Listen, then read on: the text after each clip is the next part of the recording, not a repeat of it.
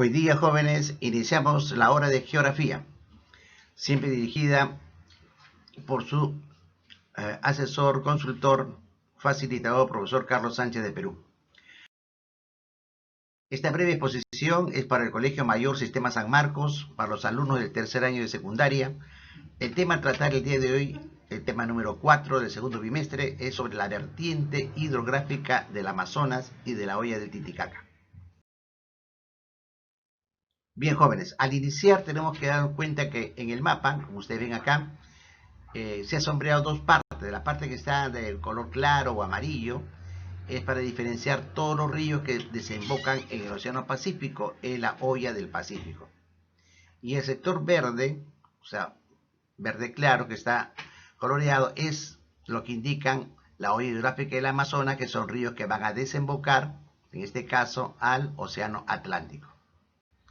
Esa división entre la hoya del Pacífico y la hoya del Amazonas mayormente lo hacen las cordilleras.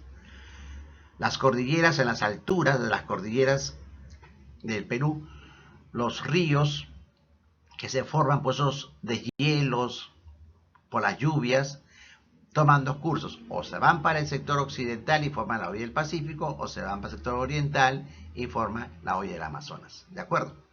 Con respecto en sí, en el río Amazonas hay que tener en cuenta que su origen en el Perú está basado en los nudos básicamente de Pasco y de Vilcanota.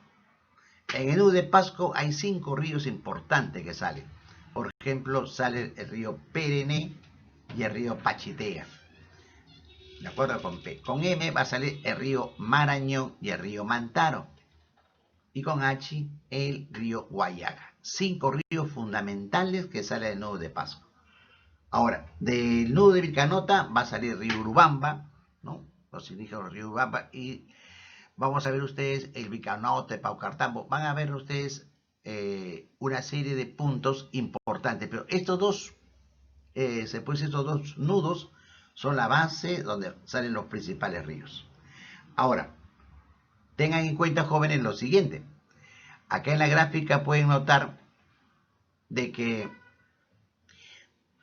el ramal fundamental hace que estos ríos, a través, en este caso, del campo de su trayectoria, van a formar algunos puertos importantes, los puertos fluviales, en Iquitos, a orillas del río Amazonas, por ejemplo, o en Pucallpa, a orillas del río Ucayali, en Maldonado, el puerto Maldonado, por ejemplo, el río Madre de Dios, principales puertos. Su régimen de estos ríos es regular, casi todo el año paran con agua, no es como lo de la costa que a veces se secan, ¿de acuerdo?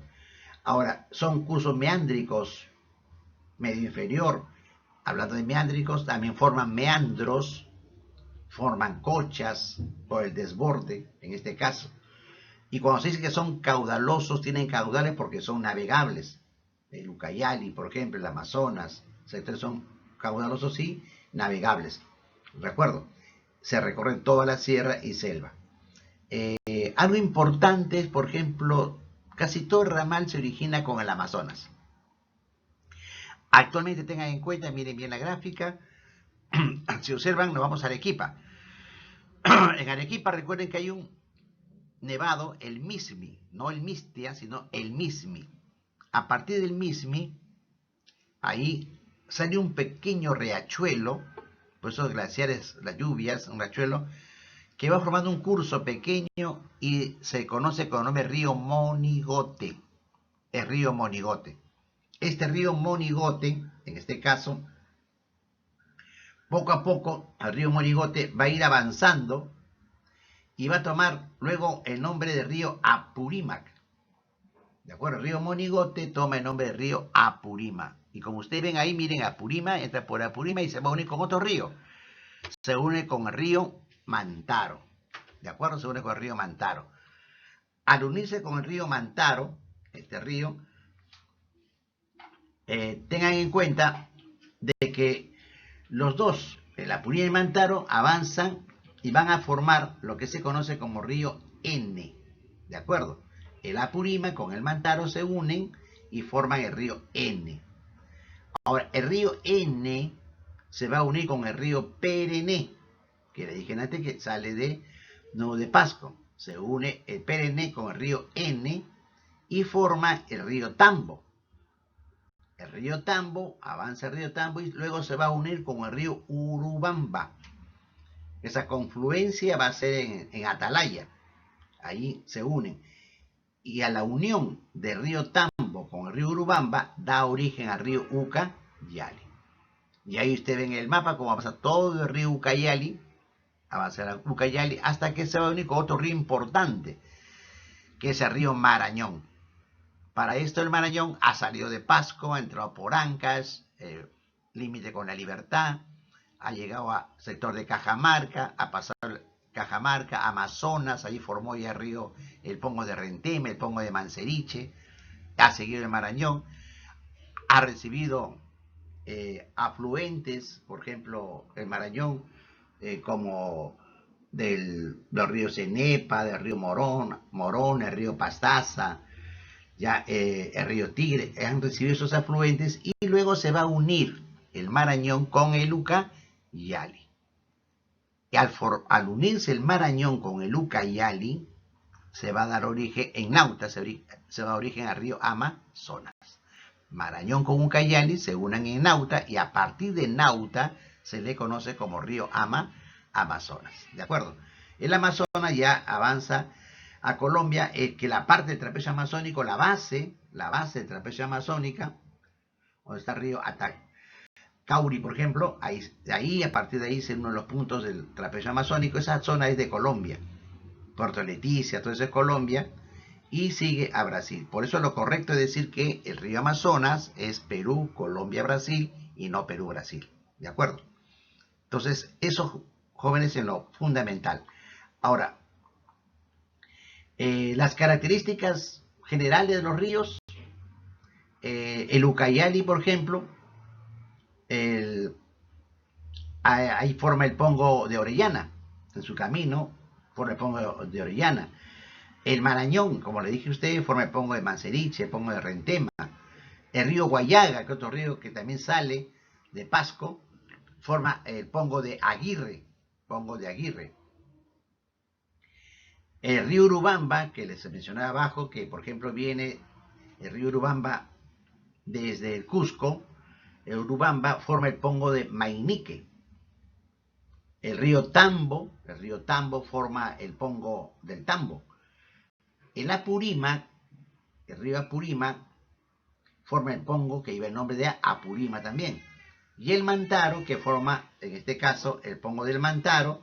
Y ahí en el río Mantaro está la central hidroeléctrica Antunes de Mayolo.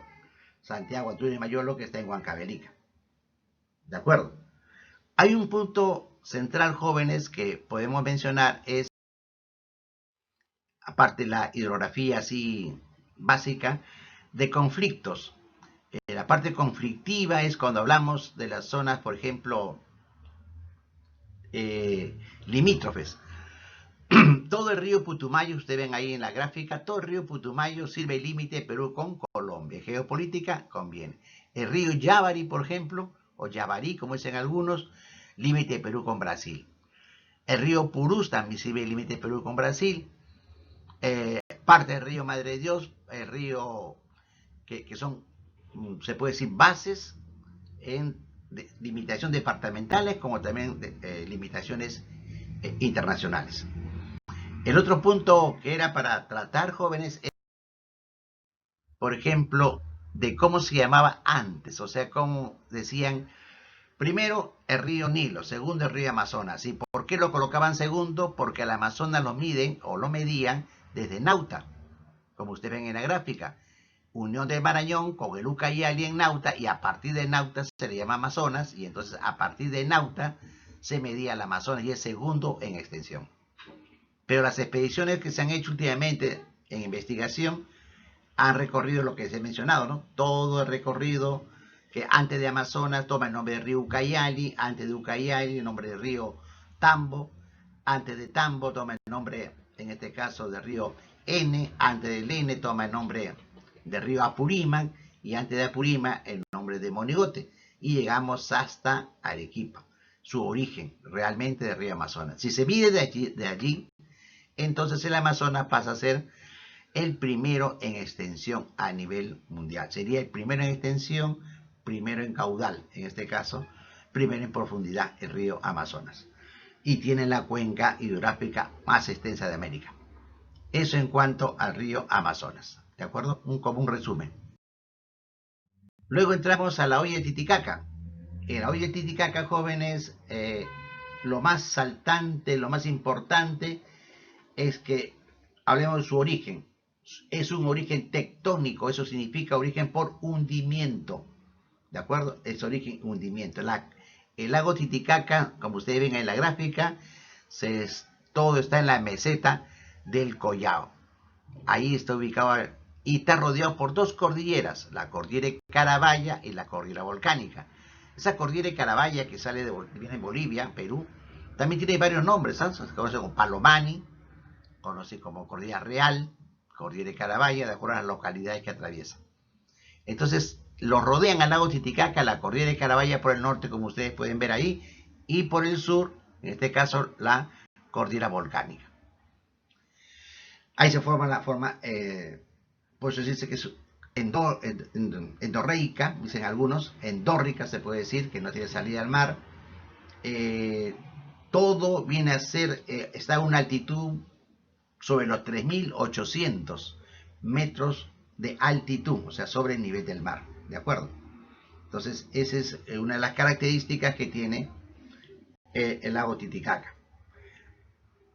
Si hablamos de sus cuencas que forma con respecto al río Poopó, ¿por qué digo cuencas? Porque el lago Titicaca hay un río que es el desaguadero por donde salen las aguas y llegan hasta el lago Poopó. Antes, este lago Poopó se llenaba, se rebalsaba, se puede decir, el lago Poopó y volvían las aguas nuevamente al lago Titicaca. Y antes el río Desaguadero tenía casi dos direcciones. A veces iba del lago Titicaca al lago Poopó y a veces del lago Poopó al lago Titicaca, el desaguadero. Pero últimamente, de acuerdo a los cambios climatológicos, ya el Poopó se está secando, ha bajado bastante su nivel, el lago Poopó, en este caso. El régimen de los ríos de Titicaca son de régimen irregular, como lo de la costa, irregular. O sea, aumentan el volumen de sus aguas con las lluvias, que hay mayormente de diciembre a marzo. Y luego disminuyen las lluvias y baja el nivel de las aguas, en este caso. El otro punto, el destacado, que es el río Ramis, es el río más extenso con sus 320 kilómetros, el río más extenso de la olla del Titicaca. Ahora, los ríos, mayormente como son de régimen irregular, tienen algunas características. Por ejemplo, que el río Ramis nace en el nevado de Ananea, ¿no? Ahí nace el río Ramis, por el sector de Azángaro, y entre el río Ramis se confluencia con el río Ayaviri, en este caso, y ambos ya llegan a recibir las aguas del Huancané para llegar al lago Titicaca. El Huancané es un río que va a llegar, en este caso, al río Ramis, y que viene de Oquecruz, que le llaman. Oquecruz, el sitio de Huancané. Luego tenemos un río destacable que es el Suches. El río Suches nace en la cordillera de Carabaya, en la laguna de Suches, pero parte de su recorrido sirve el límite de Perú con Bolivia. ¿De acuerdo? Inclusive va a desembocar en el sector boliviano del lago Titicaca, el río Suches. Otro río destacable es el río Coata, que se localiza, por ejemplo, al sur del río, como en su gráfica ustedes, al sur del río Ramis, y que surge por la confluencia de los ríos Lampa y Cabanillas. ¿De acuerdo? Y va a desembocar en la bahía de Chucuito, ahí en el lago Titicaca. Les estoy narrando lo que está en el mapa. Miren ustedes, por ahí ven el río Coata, ven ustedes ahí el río Coata. El río Cobata está al sur, por ejemplo, del río Ramis, y que por la confluencia de los ríos Lampa y Cabanillas se llama Cobata. Miren, ahí la confluencia, ahí está el río Ramis, como ustedes ven ahí, al sur. Ven, ahí está el río Cobata. El río Cobata surge por la confluencia del río Lampa y el río Cabanillas, y que va a desembocar también en la bahía de Chucuito. El río Ilave, ustedes ven ahí al costado abajo, en la parte baja, el río Ilave,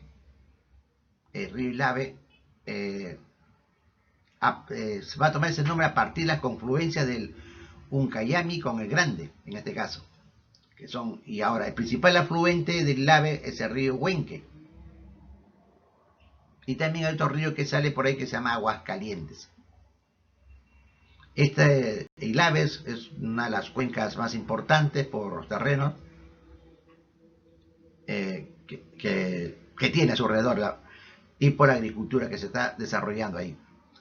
Otro río importante que está al sur del río Ilave es el río Zapatilla.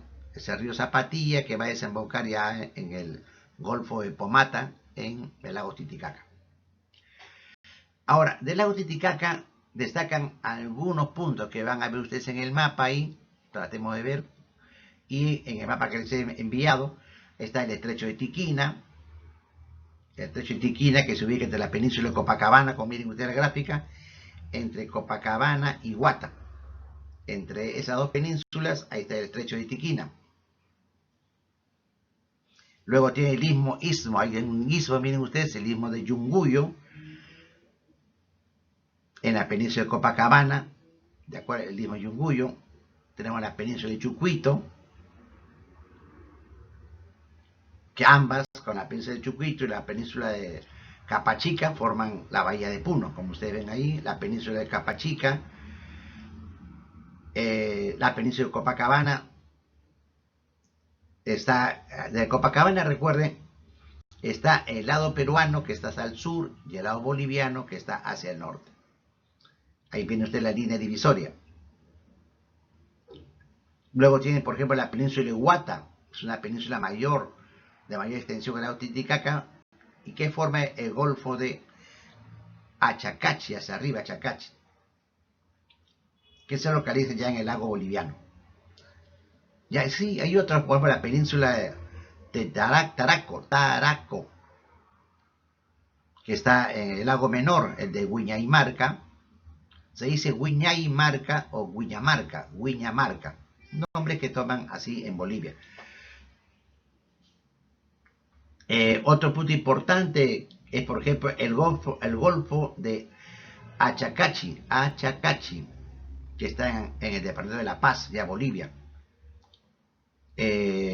Las islas, la isla de Amantani, que es la de mayor extensión, está frente, como ustedes ven, a la península de Capachica, en la provincia de Puno.